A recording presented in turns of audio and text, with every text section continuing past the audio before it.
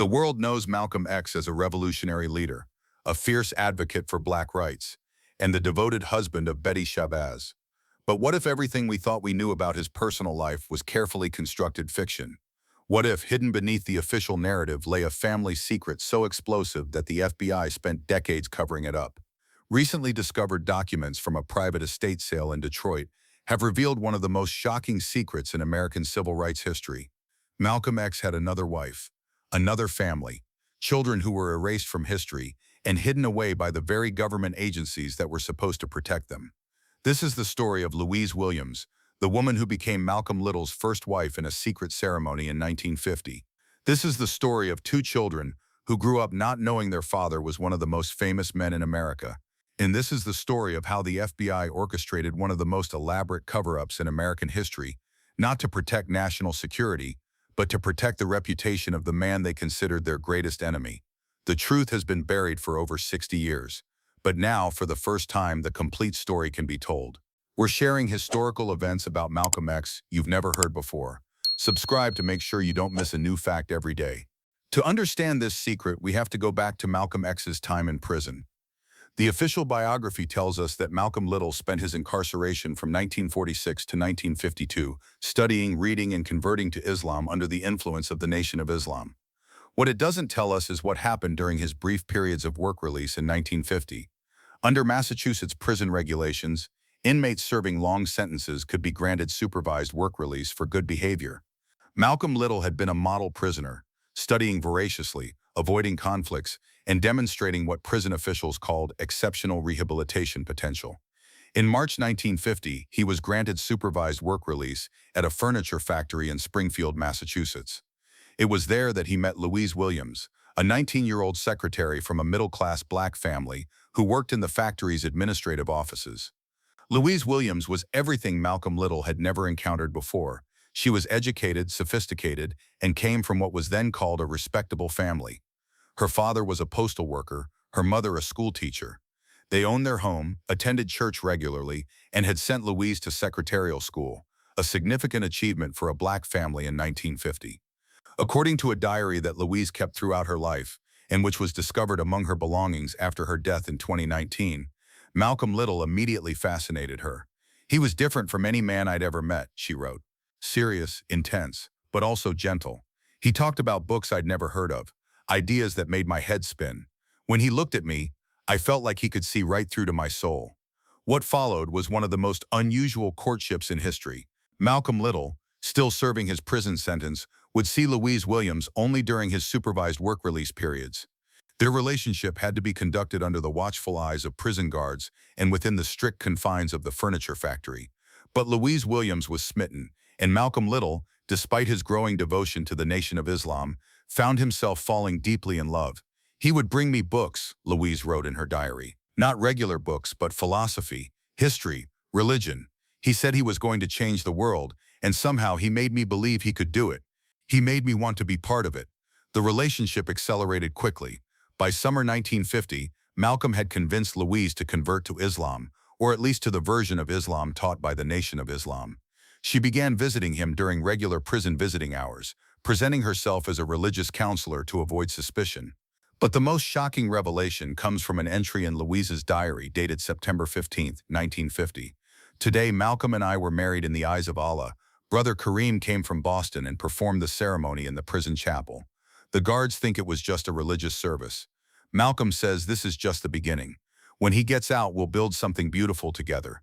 Brother Kareem was later identified as Jerome Williams, a Nation of Islam minister from Boston who had been instrumental in Malcolm's conversion.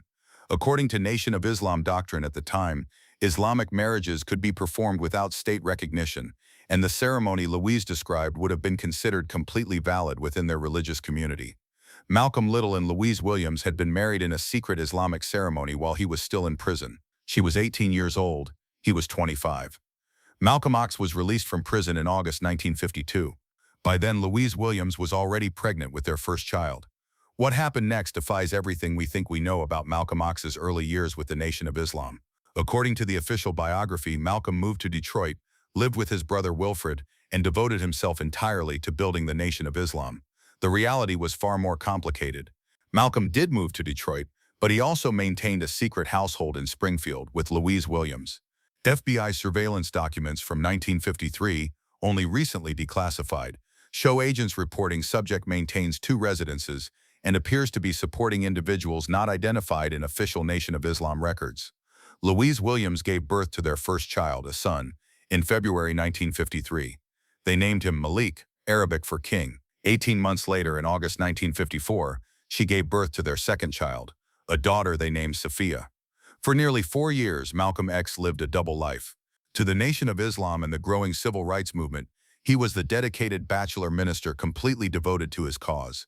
To Louise and their children, he was a husband and father trying to balance his growing public responsibilities with his private family obligations.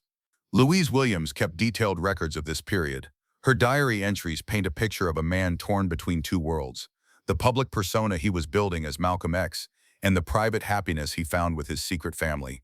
Malcolm comes to us when he can. She wrote in 1954, sometimes he's gone for weeks, traveling for the nation. When he returns, he's different, more serious, more distant. But then he sees Malik and Sophia, and he becomes the man I married again. He plays with them, reads to them, teaches them Arabic words. In these moments, I know he loves us more than anything else in the world. The Federal Bureau of Investigation had been monitoring Malcolm X since his release from prison. Initially, their surveillance was routine, watching an ex-convict associated with what they considered a radical religious organization.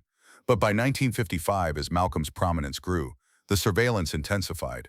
It was during this expanded surveillance that FBI agents discovered Malcolm X's secret family.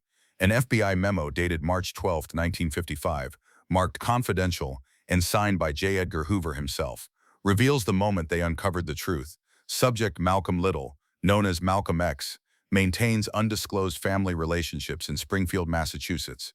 Surveillance has confirmed regular visits to residence of Louise Williams and 2 minor children believed to be subject's offspring. This information represents significant leverage opportunity for Bureau operations.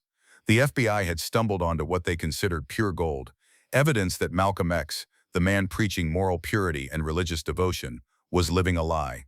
But instead of immediately exposing this information, J. Edgar Hoover made a calculation that would change the course of American history. Rather than destroy Malcolm X with scandal, the FBI would use the secret as leverage, a way to control and manipulate one of America's most influential black leaders. In July 1955, FBI agents approached Louise Williams at her home in Springfield. What they told her would haunt her for the rest of her life. According to her diary, the agents were polite but clear about their intentions. They knew everything, she wrote. They knew about our marriage, about the children, about Malcolm's visits. They said they weren't there to hurt us. They were there to protect us. They said Malcolm was becoming famous, and that fame would make us targets. They said there were people who wanted to hurt him, and the safest thing for Malik, Safia, and me was to disappear. The FBI's proposal was elegantly cruel. They would provide Louise Williams and the children with new identities, financial support, and protection. In exchange, she would never contact Malcolm X again. She would never reveal their relationship. She would become a ghost, and their children would grow up never knowing who their father really was. They gave me 24 hours to decide, Louise wrote. They said if I didn't cooperate, they would expose Malcolm's double life to the Nation of Islam and to the press. They said it would destroy him, destroy his work, destroy everything he was trying to build. They made it clear that if his career was ruined, he would be useless to everyone, including his enemies. The choice was impossible: save Malcolm X's mission by sacrificing their family, or keep their family together and watch as Malcolm's reputation and effectiveness were destroyed. Louise Williams chose to save Malcolm X's mission. In September 1955, Louise Williams and her 2 children vanished from Springfield, Massachusetts. Their neighbors were told the family had moved to California for better job opportunities. Their landlord received 6 months' rent in advance and instructions to dispose of any remaining belongings. In reality, the FBI had relocated them to a small town in Oregon under the names Margaret Wilson, Michael Wilson, and Sarah Wilson. Louise was given a job at a local insurance company. The children were enrolled in school. To everyone in their new community, they were a single mother and her children who had moved west after the death of their husband and father. Malcolm X never saw his first wife and children again, but the separation devastated him. FBI surveillance reports from late 1955 describe Malcolm X as increasingly erratic and emotionally unstable. His speeches became more aggressive, his rhetoric more extreme. It was during this period of personal crisis that Malcolm X met Betty Sanders, the woman who would become Betty Shabazz. Their relationship moved unusually quickly. They were married in January 1958, less than 2 years after they first met. FBI psychological profiles from this period suggest that Malcolm X's rapid courtship of Betty was partly an attempt to fill the emotional void left by the loss of Louise and their children. Subject appears to be seeking replacement family structure, noted one FBI analyst. Recommend continued monitoring of domestic relationships for additional leverage opportunities. Meanwhile, in Oregon, Malik and Sophia Wilson grew up believing their father had died when they were babies. Louise, now Margaret Wilson, told them he had been a factory worker who died in an industrial accident. She kept no photographs, no mementos, nothing that might connect them to their real identity, but she couldn't erase the resemblance. As Malik grew older, he developed the same tall, lean build as his father, the same penetrating gaze, the same intellectual intensity. Sophia inherited her father's quick wit and passionate speaking style. Louise's diary entries from this period are heartbreaking. Malik is asking questions about his father again. He wants to know why we don't have any pictures, why we never visit his grave, why I won't tell him more stories. I want to tell him that his father is one of the most famous men in America. I want to tell him that his father is fighting for justice and equality. I want to tell him that every time he sees Malcolm X on television, he's looking at his own father. But I can't. The agents made that very clear. If I ever tell the children the truth, they'll take them away from me completely.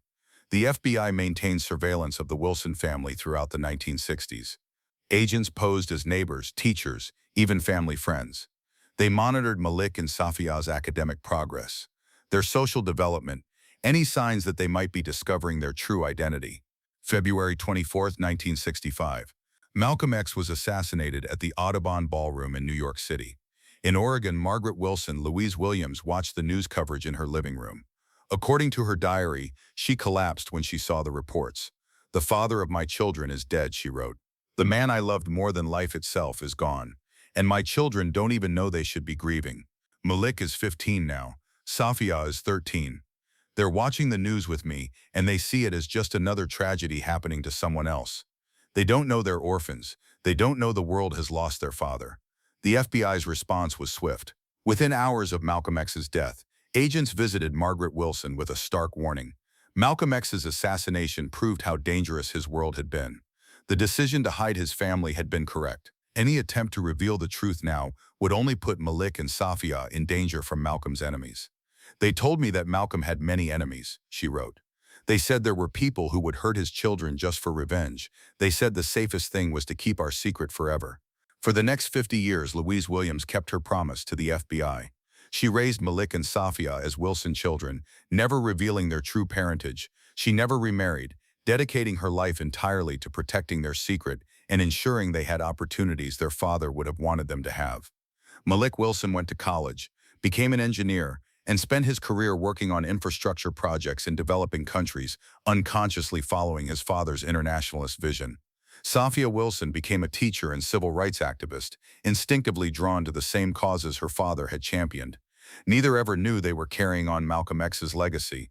Louise Williams died in 2019 at the age of 88.